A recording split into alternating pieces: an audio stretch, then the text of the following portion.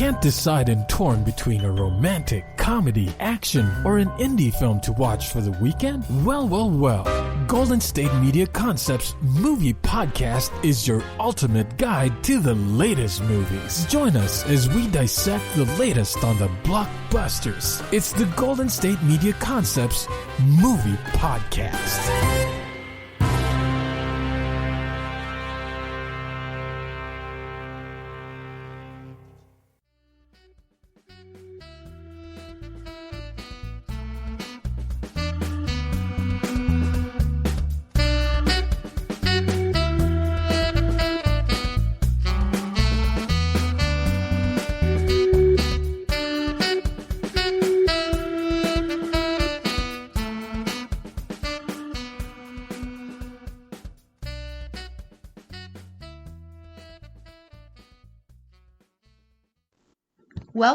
Welcome, and thank you for tuning in to the GSMC Movie Podcast, brought to you by the GSMC Podcast Network. I am your gracious host, Melissa Goller, and I am so excited to air my show on the GSMC Network. I love podcasts and I love film. After all, I write them and I get them made. Combining those two things will be the basis for a show that I want should appeal to cinephiles all the world over. This will be a show where we discuss great films, no matter how big or small. A show where we dive deep into how the elements in the production cosmos came together to make them great. And a show where we will never be afraid to get creative. Let's do this. On today's episode, I want to address the 2021 Oscars and why people hated them so much. People so severely disliked this year's Oscars that a lot of people who predict future nominees and things like that are planning 2022's show already. They've done away with 2021. They don't care what happened. They don't want to discuss it. They don't want it to keep going. They are already moving on to next year, which is crazy because the Oscars is such a holy event for all of us in the film world. It's the highest honor and recognition that we could get. I don't want to just say in the US, because I know England has their own stuff, and other countries have their film awards, but internationally, the Academy Awards is the creme de la creme. It's what we all want to be invited to. I mean, I won't even say want to be nominated for, but I mean, that's because that's obviously, of course, right? But, you know, we all just want a little bit of action in there. So I couldn't imagine such hate for such a historical event. I mean, it goes back nearly 100 years, right? The greats have come out of there. So to hear all this hate that is being thrown at the Academy Awards is kind of mind-boggling. And maybe it's a sign of the times because due to COVID, they couldn't have, obviously, a grand event like usual. Things were split up. And a lot of people were separated and people in different countries couldn't attend. Unless they were already, you know, in Los Angeles, which coming from whatever country you are, California has a lot of strict quarantining protocols. So a lot of people, it wasn't feasible to attend. So it seemed empty. It seemed slim. People seemed not into it. I really don't know why Reese Witherspoon had to go into why she loved animation. I didn't care why she loved animation. But, you know, they needed somebody. They needed somebody who is neutral and palatable for most people. But to understand that people are in an uproar over this event is crazy to me. But we're going to get into it. We're going to examine why people didn't like it. And that was showcased in the historically first time ever low viewership. If you thought the Grammys was controversial in certain performances, then the controversy only was escalated in the Oscars this year because of the final category, which is usually Best Picture, being switched with Best Actor, and it not going the way people thought it was going to go. That was a mess. And there's a variety of reasons that people didn't like it. Some movies that were more popular than others were not even nominated, and more niche kind of films were, which I'm never mad about because I love the underdog of film, the more natural human type of storytelling that's usually is a more niche kind of film that people don't like. They like the big stuff, insane graphics, insane effects, big action-packed type of storyline and plot being driven by jumping and screaming and guns and explosions, that type of thing. The Academy Awards didn't talk about that, didn't address those type of films for the first time in a long time, and I wasn't mad at it, but a lot of people were.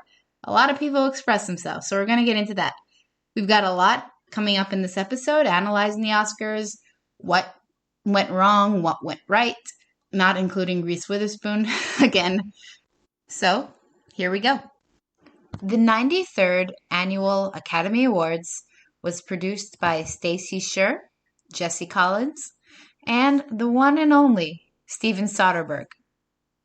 Besides Soderbergh, I wasn't aware of the other two producers as much. Doing a little Google search, I found out just how important they were. Let's start with Stacy Sher, a film producer right out of college. Lucky her. She's been involved in some big projects like Pulp Fiction, Get Shorty, Be Cool, which makes a lot of sense because she briefly dated Quentin Tarantino, briefly enough to produce 3 of his biggest films. Cool. Reality Bites, which is one of my favorite films. Freedom Writers, Along Came Polly, Garden State, which is a highly underrated Natalie Portman film. Contagion, The Django Unchained, and the upcoming Aretha Franklin biopic, Respect. A film I am so excited about. I haven't been that excited for a movie in a long time. I actually want to see it in theaters. So, all to say that she is a respected, highly accomplished veteran producer. Next is Jesse Collins. Upon researching him, I found out he has been a producer involved in most of the major television broadcasts. Starting out as a producer on the Oprah Winfrey Network, he founded Jesse Collins Entertainment and has produced many scripted and non-scripted shows for BET Network, his projects ranking as the highest rated on the network's history. He has co-produced the Grammys for the last 10 years, so he's no stranger to controversy, and he's set to produce next year's Super Bowl. He's on a roll. I mean, he better ride that popularity streak for as long as he can. He obviously does great work, and also, as an entertainment veteran, knows how to put on a good awards show. Lastly, and definitely not least, is Mr. Steven Soderbergh. A pioneer of modern independent filmmaking, an acclaimed prolific filmmaker, his breakthrough film, Sex, Lies, and Videotape, starring a young Andie MacDowell and Peter Gallagher, earned him the Palme d'Or, which is the highest honor given at the Cannes Film Festival, in 1989. He was 26 years old, making him the youngest solo director to achieve that. I'm almost at that age and feeling very unaccomplished right now, but as the Pretty Woman producer Gary Goldstein said to me, it doesn't matter your age. We're all the age of the creator. So, always keep that in mind. There's no time limit. As long as you're breathing and still kicking, it's never too late. That's my personal mantra when I get anxious about time and age and all that not fun stuff. Anyway, back to Steven. His breakout directorial 1989 debut had critics raving. They called him a master of his craft beyond his years, who pulled together an outstanding cast and intelligent script for a nuanced, mature film about neurosis and human sexuality. Winning awards at the Sundance Film Festival, the Cannes Film Festival, the Golden Globes, and nominated at the Oscars, his film was eventually preserved by the United States National Film Registry as being culturally, historically, or aesthetically significant in 2006. Soderbergh would go on to direct major hits, including Erin Brockovich, Traffic, which he won the Academy Award for Best Director, the Ocean's Trilogy, I never saw one, but I know they were big, Magic Mike, I did see that, and Contagion. just to name a few. What makes Soderbergh unique is his method to take big budget Hollywood movie concepts of like personal identities, human condition, money and capitalism and politics and corporations, and employs them in an avant-garde art house approach.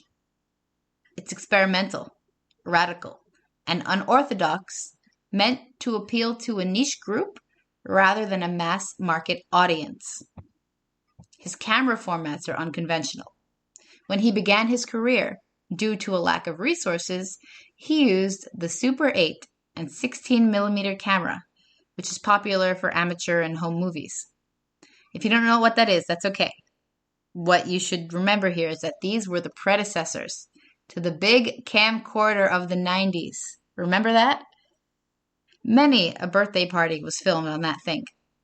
I still have the VHS. But he made the best of it, and he did it well. Even now, he has shot several films on iPhones mounted on a tripod and plans to do more filmmaking on the iPhone. Literally, that's what I do for my self-tape auditions. He does it on a multi-million-dollar budget. Maybe my phone audition tapes can be valued at that too. How do I go about doing that? Anyway, he likes multiple plot twists, non-linear storytelling, experimental sequencing, and third-person vantage points. Those are basically when the third person who's not involved in the scene's dialogue is viewing the action and we get to see it through them. This spectator is guiding us, and it's generally used to film memory and flashback scenes. He uses close-ups, tracking shots, that's when the camera is following somebody backwards. It's placed on a dolly or pulled by someone manually. Jump cuts, and that's where a single scene is broken into two parts to show a jump forward in time. Montages and over-the-shoulder shots, which is used a lot for conversational back and forths. These don't seem like anything rare, but they were when he was doing them. He casts MMA fighters, adult film actors, anyone who's right for the role, no matter who they are. As a director, he's not intrusive. He allows his actors to play and just be. This has led to a lot of recurring collaborations with high-profile people like Brad Pitt, George Clooney, and Julia Roberts. He's a maverick even today, and it's paid off. His ingenuity have led his films to garner over $2 billion in the box office. This is all to say that these three producers know what they're doing. It's interesting that this is the group ABC hired to produce the awards. Stacy Sher is a straight-laced producer. She went to school for it and has done it ever since. Jesse Collins' background is mainly in non-scripted music award shows. And Steven Soderbergh is the jack of all trades in directing, producing, writing, editing, and shooting. He's a creative. Stacy Sher is a producer. And Jesse Collins, whose experience is probably most aligned with the nature of the Academy Awards in that business sense, they're all different. And they were all chosen to run the biggest night in movies. So, with their three big brains combined, why was the Oscars such a dud this year? What happened? How could something produced with the resumes of these people be a program that had 58% less viewership than last year? That means a little over 10 million people watched it. That's like saying if only New York City, 5 boroughs, and a little bit of Long Island only were the ones watching it. Huh? What is that? That's never happened. There are a lot of factors, and already people are clawing for films that will help save this historic event. But the big question is, can it be saved? Will the Oscars be okay? What does its future look like? Stay tuned for the second segment when I take a look at the films critics are saying the Academy hopes will save the show. Want to know the latest and hottest music hitting the airwaves? Don't be left out. Listen to the Golden State Media Concepts Music Podcast. It keeps you on the loop with everything you need to know from pop, rock, hip-hop, and the top 40. And we'll throw in news of your favorite artists, concert and tour dates, and so much more. Listen no further, because this is the gold standard in music podcast.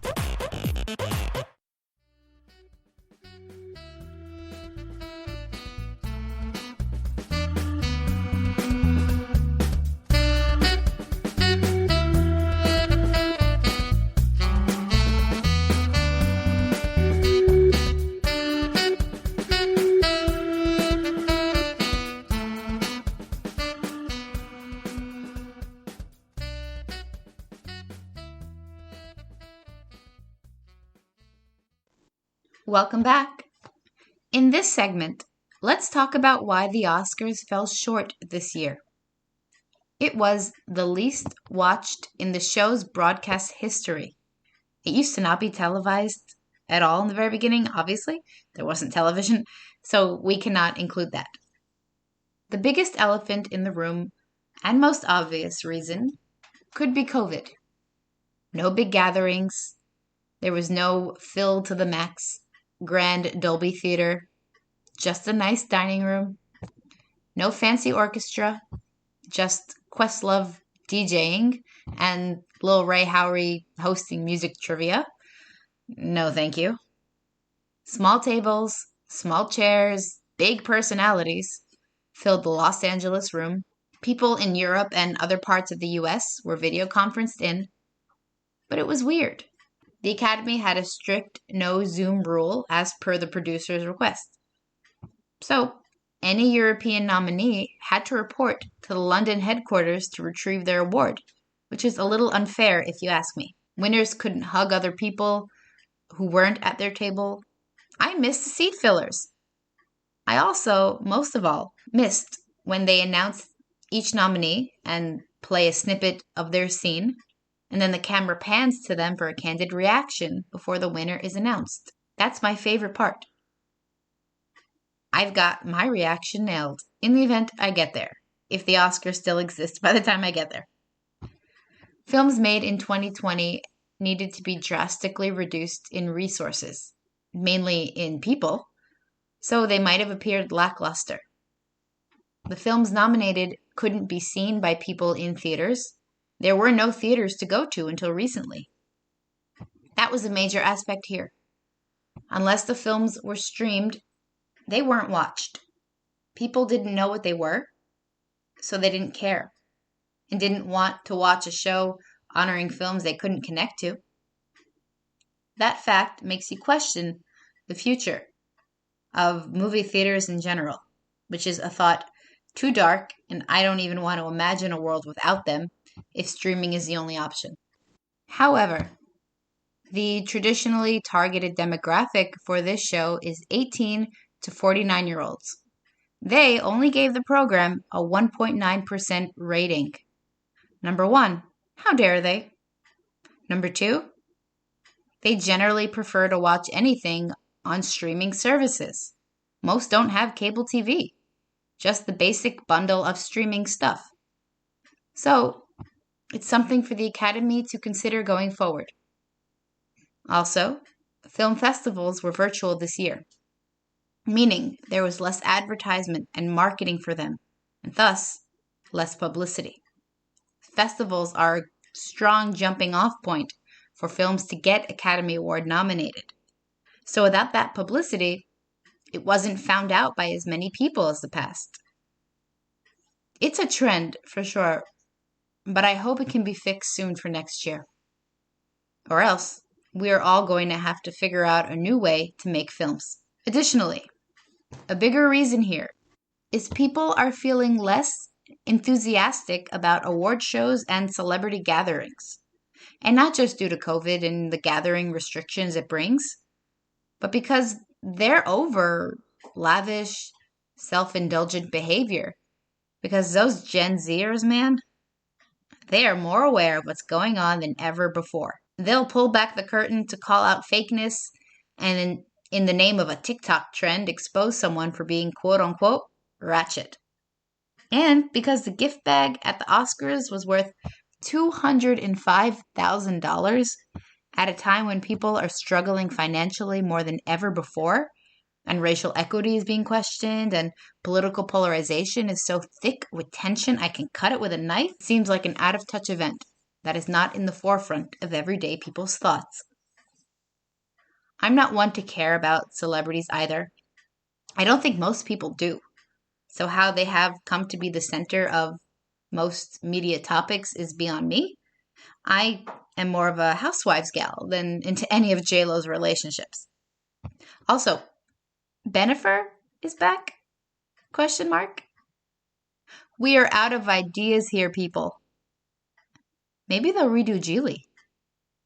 You know, that garbage fire had a budget of $75 million.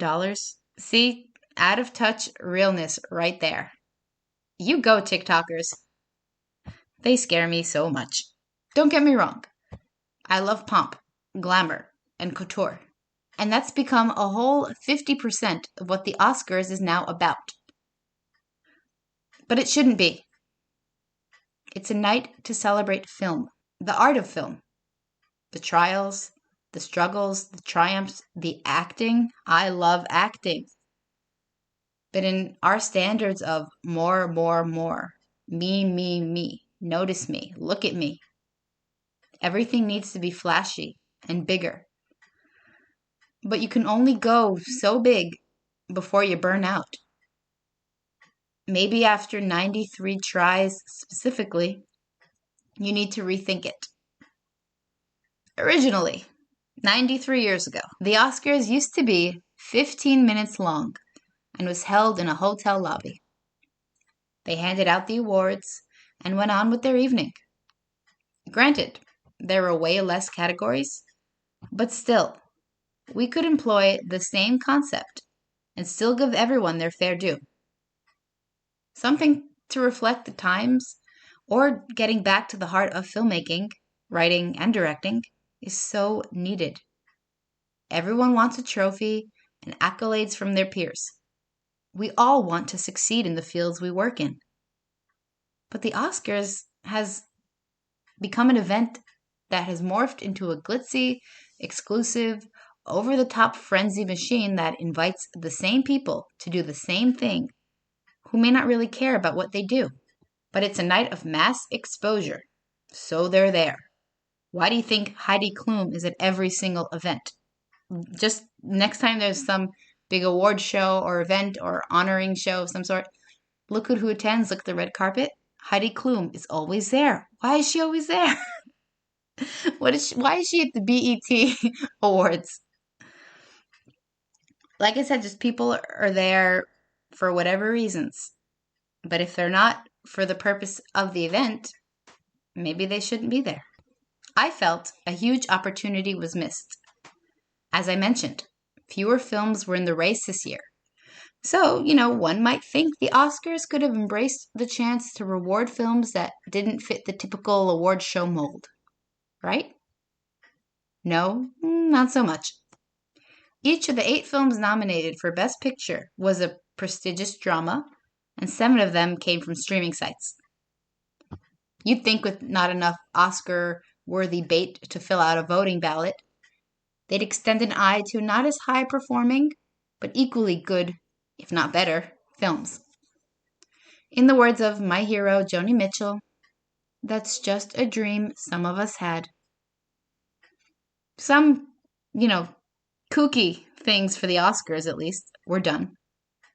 Actress Maria Bakalova was nominated for Best Supporting Actress for the new Borat movie. That would never have happened any other year. Okay, it's not exactly what I had in mind, but good for her. Interestingly, I noticed that films with a huge campaign behind them were not met with the little golden statue. Campaigns, popular opinion, be damned. We're going to get into it. The scandal of the evening. Here's what happened. The late Chadwick Boseman was constantly being predicted to win Best Actor for his role in Ma Rainey. His widowed wife was to accept it on his behalf, and it would have honored the gone far too soon actor who was experiencing his well-earned peak in his career. What our three amigo producers decided, which is Three Amigos is a really cute movie, by the way, they decided to switch the order of the categories. End the evening with the Best Actor award instead of Best Picture. Joaquin Phoenix, last year's Best Actor winner, approached the podium that looked like it was stolen from the Marriott Hotel across the street, announces the nominees, the camera pans to Mrs. Boseman, and the award goes to, we were all mouthing, Chadwick Boseman, Chadwick Boseman.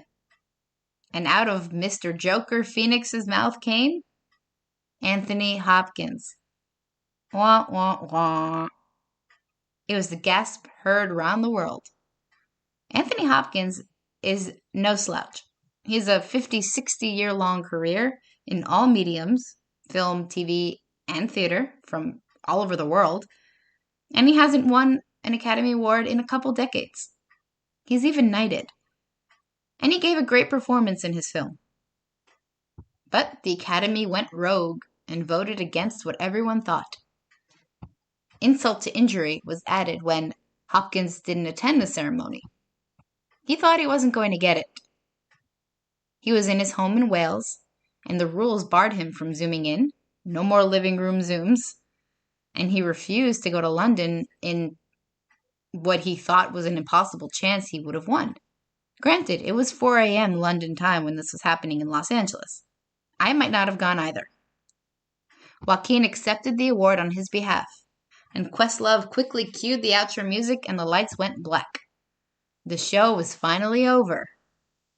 Mouths were agape, voices were raised, people who bet on the show were out of luck, but funny enough, no one dared return the $250,000 goodie bag.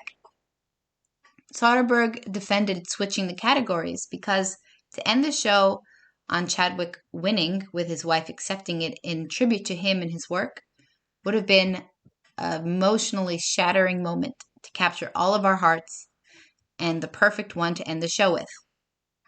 There's no returning to our normally scheduled program as usual. You end it with this kind of tragic finality. It's cinematic and dramatic, my favorite combination, and I give the producers credit for being courageous and making that call. It was an intentional decision. He thought the winner was clear.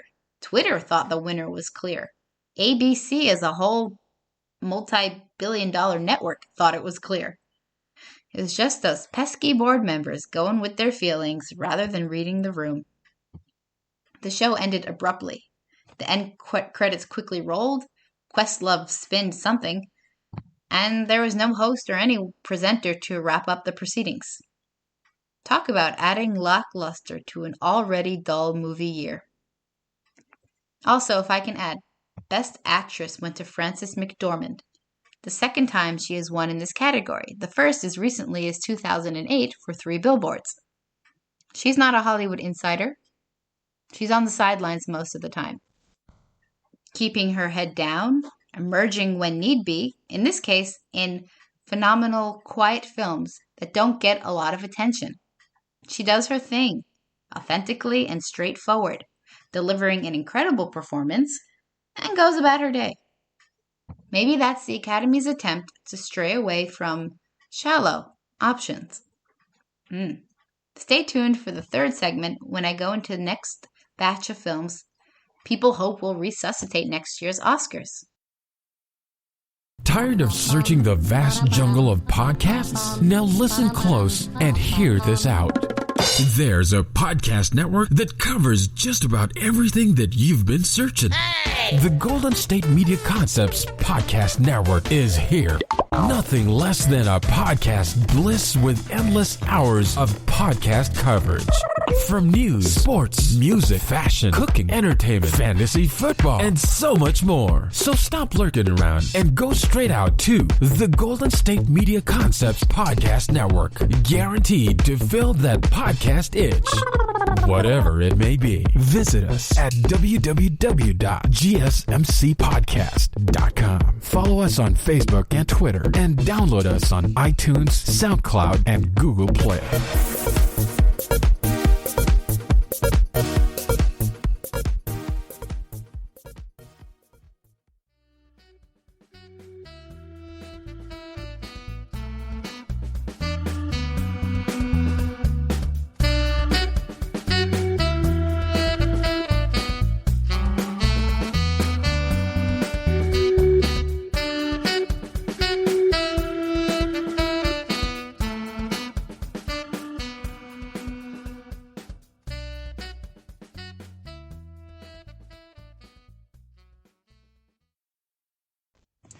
Welcome back. In the last segment, I discussed the faux pas, if you will, or blunders, or oversights, or what the heck just happened moments that occurred during the Oscar ceremony, including the Best Actor, Best Picture switcheroo game producers thought would be cute to pull. And might I add, for Heath Ledger, the same was not done. He won the Oscar for The Dark Knight in 2009, posthumously, of course, at the traditional time his category is announced. It was accepted on his behalf by his mother and his father, which is equally as powerful and heartbreaking as a spouse, and the ceremony continued on as usual. So here's my question. Is it the nature of how Chadwick Boseman passed away that they wanted to draw more attention to how sad it was? In a probable attempt at honoring his great work, were they also using him as a stunt? I'd hate to think it was to bring in ratings the network and producers knew they needed, because last year the numbers weren't so hot either, and that was pre-COVID. I think they wanted to honor Boseman in a grand way. But grand also means getting a lot of attention, and attention leads to curiosity. Curiosity leads people to sit on the couch to watch the program, and watching the program brings more viewership, something the Oscars desperately needed. Did they really cling to the public grief following Boseman's death and the pain of those who knew him personally for a publicity stunt guised as a tribute? Well, in the end, it became neither. The focus was completely off of Boseman or anything else, especially why Reese Witherspoon loves animation. I hate that I had to sit through that, still to this day. And it became all about the chaotic cluster of confusion over an alleged award snub. Was this intentional? Did the Academy not get the memo? Is it Reese Witherspoon's fault? Yes, always yes. Okay, I'm not hating on her. I admire her so much. She keeps getting the rights to stories I want and adapting them into hit TV shows before I get the chance to. So that's all it is. Just a friendly competition. And I hate myself even more for going on an internet wormhole tangent by looking up her film credits, which led me to her Instagram. So I saw her Mother's Day post that she tagged her kids in, and that sparked my curiosity into what they look like, because the oldest two have very good-looking parents. And I wanted to know if the genes were inherited, just like anyone else does, right? Well, they were definitely inherited. I confirmed it to no one because really no one asked when I found her son's Instagram and then his girlfriend's. The son makes music. I mean, I guess that's what you do when your parents are accomplished actors, I guess. I didn't like it. Yes, I listened to it. I hate myself for it. But given his mom is such a creative force, she won an Oscar even for portraying a musical icon, I don't know what I expected. Why I spent 10 minutes of my time doing that, I do not know. I need help. But back to the show. We'll discuss Reese when I get her on the show. Don't worry, she'll come back. So, the Oscars mess is not helping future viewership. People are scrambling. Critics are, criticizing. I mean, what else are they capable of? the great Orson Welles had a perfect characterization of critics. He said, "Critics are the people who go to the battlefield after the war is over and shoot the survivors." Ain't that the truth? So, what can the Academy do to preserve the dignity of the show and get people excited about something the majority of them will never attend or be involved with in their lives? Change up the films nominated, of course. Let's start with the first. In the Heights, coming out June 11th. This film is based off of Lin-Manuel Miranda's first musical of the same name, and it's my favorite. The story centers around Washington Heights, the uppermost tip of Manhattan. It borders New Jersey, whose residences endure the mundaneness of life while coming to terms with their dreams that might not give them a better life. But shouldn't they still try?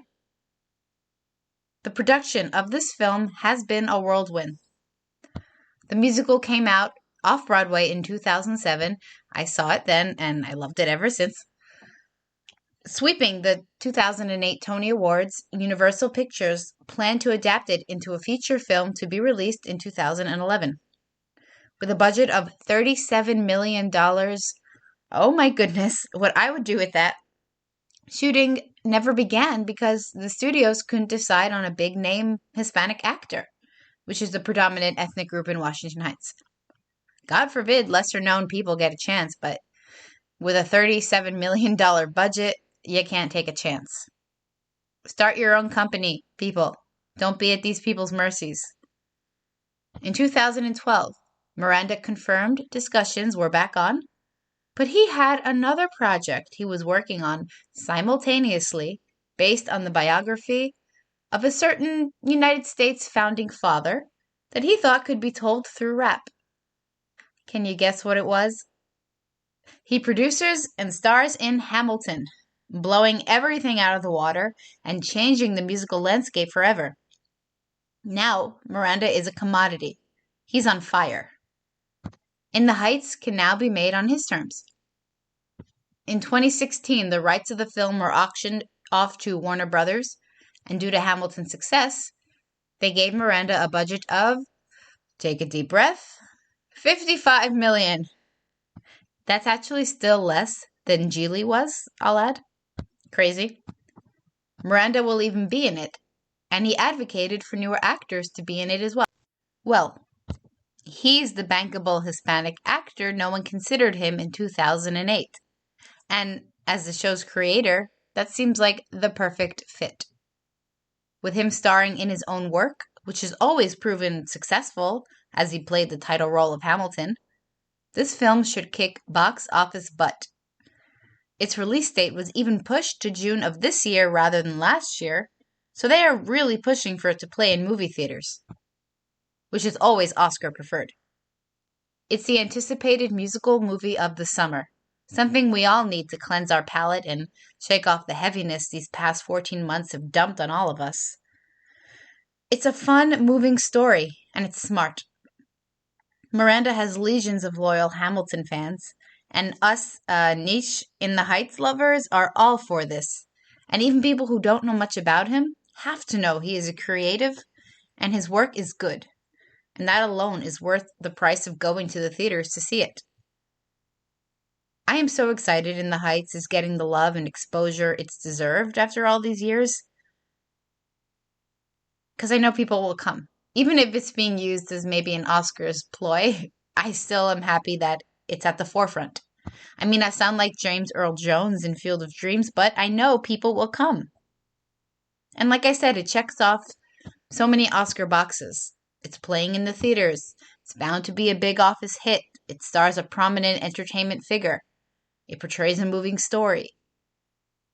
So I think they will bank on its popularity and nominate it, and rely on that to raise the show's viewership.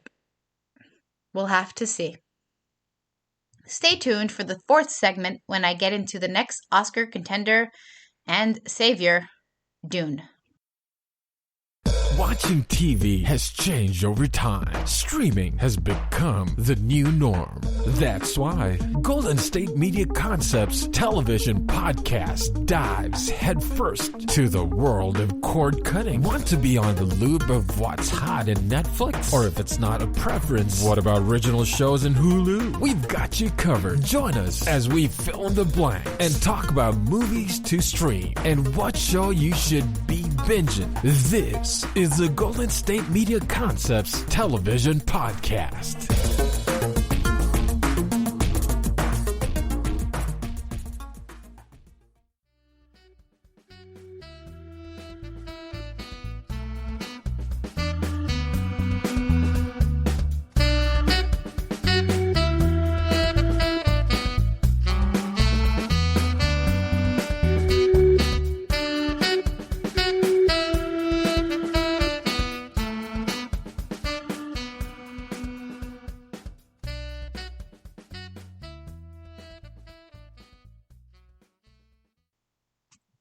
Welcome back.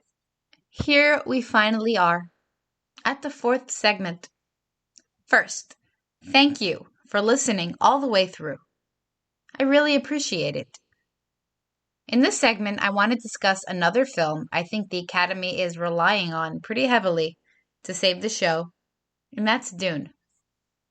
Dune is a film categorized as an epic science fiction film. Sounds pretentious? A little. An epic film is filmmaking on a large scale with sweeping scopes and spectacle. In other words, no stops are pulled, and it's an expensive, grand, well-oiled machine. Also, in literary terms you might be familiar with, an epic genre tends to focus on a heroic character's journey, a distinguishing feature that separates it from period pieces or action movies. This is just like the classic books of the Trojan War cycle, the Iliad and the Odyssey. Epic films like to take a historical or mythical event to raise the stakes and incorporate lavish costumes and extravagant settings. With an ensemble cast, a big musical score, you've got yourself a film that is going to be really, really, really cool. For example, classic epic films include How the West Was Won, East of Eden, Ben-Hur, Gone with the Wind, to these big ones, 2001 Space Odyssey, Star Wars, Lord of the Rings, 300, Titanic, my favorite, and the Avengers and Marvel series.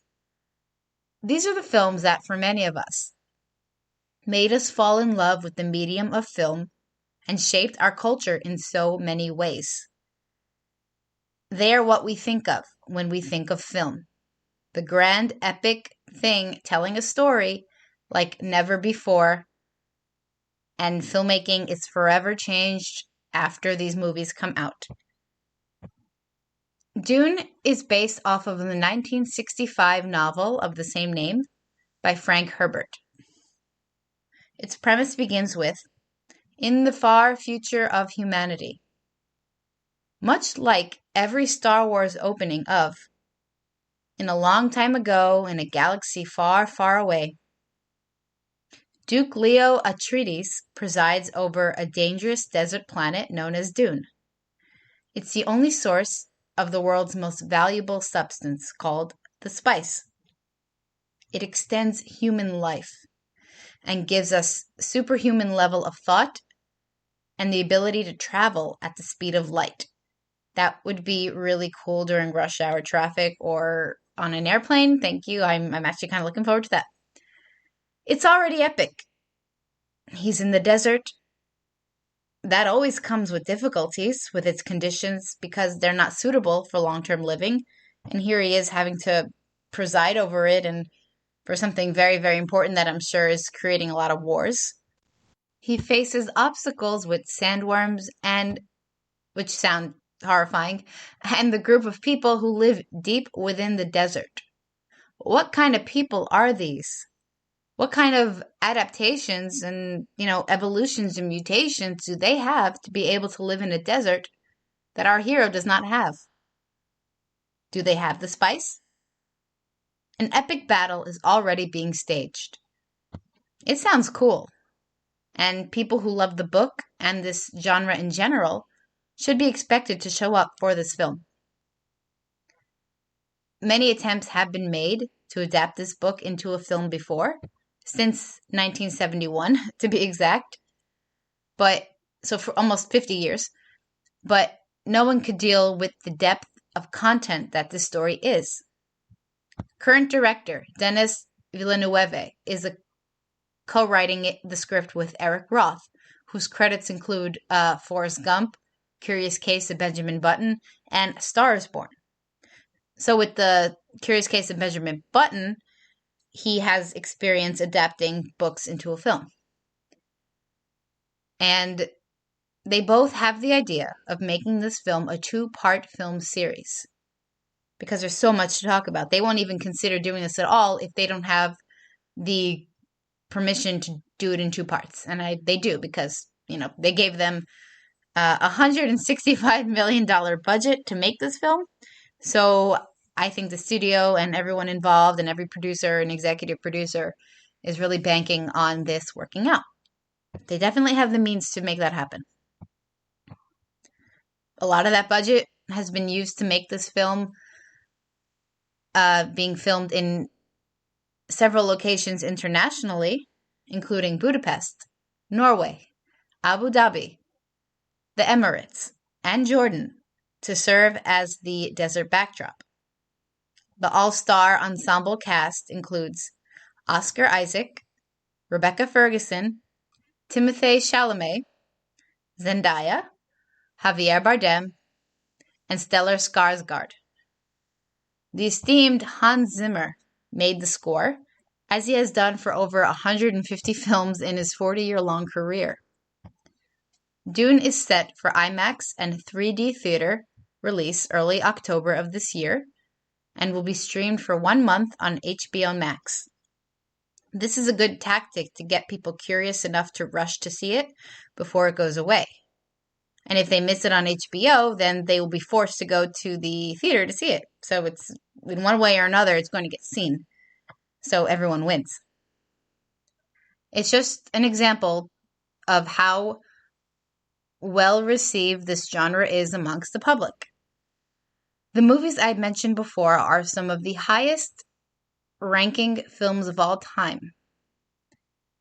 Dolls of the Dune characters are already being made. The sequel is being drafted, and spin-offs are in discussion. The industry is putting everything into making this another epic movie to stand alongside the likes of Star Wars and Avengers. And that's because they work. They use every element that will bring cinematic pleasure. People love this genre. It's imaginative. It takes you to another world, literally, and action sequences and graphics are one of a kind. The music is generally beautiful and exciting, and there's always some romance story that is so much fun to follow. So these films have the power to give you an adrenaline boost and make you cry at the same time. We get to be a superhero fighting otherworldly demons for a couple of hours. Who doesn't love that? The Academy couldn't have hoped for a better movie to come out in 2021 as a contender for the 2022 Oscars. It's what they needed. After a poor, abysmal year of filmmaking, because no one could work for more than half of it, and when they could, it was very restricted in personnel, so nothing could get done. Now, the lights are back on, the cameras are fully charged, and studios are coming in with the biggest boom by making epics. It's just the ingredient in the Academy's cake of redemption and notice me that's needed to make it work and make us want another piece. By that, I mean it'll give us the inclination to give the Oscars another chance. This movie could very well be the one to say, Oh yeah, this is what the Oscars are about. This is at the heart of filmmaking and cinema. I do like this. I forgot I like this. But I do. I think these films could really work on behalf of the Oscars. In this year's show, I noticed there was no quote-unquote villain movie, enemy movie, a movie that did well, but people love to hate it. People couldn't hate a movie this year when they couldn't see it in the first place. I mean, when Nomadland is being considered the villain, the one getting the wins when other ones people thought were more deserving of were being snubbed by something like Nomadland, then we have a problem. If a movie about a woman moving out into the cross-country, across the desert, trying to make a better life for herself after mass financial ruin, kind of like now, is being bullied, then you know that we really don't have much options. So, these two films are enticing enough and different enough for people to go to. There's something in it to appeal to one group of people, and if that's not their jam, then there's another film that is the total opposite that they could love instead. Do they have a deep message? I don't know. But we have so many other films that do. That maybe people want something that movies originally intended to be. Something entertaining. So let us enjoy. Please. With that, I want to thank you for listening to the GSMC Movie Podcast, brought to you by the GSMC Podcast Network. If you liked this episode, please subscribe to the show and write a nice review. That would really help us. Also, if you can, please follow us on Facebook, Twitter, and Instagram. Thank you. You've been listening to the Golden State Media Concepts Movie Podcast, part of the Golden State Media Concepts Podcast Network. You can find this show and others like it at www.gsmcpodcast.com. Download our podcast on iTunes, Stitcher, SoundCloud, and Google Play. Just type in GSMC to find all the shows from the Golden State Media Concepts Podcast Network, from movies to music, from sports to entertainment, and even weird news. You can also follow us on Twitter and on Facebook. Thank you, and we hope you have enjoyed today's program.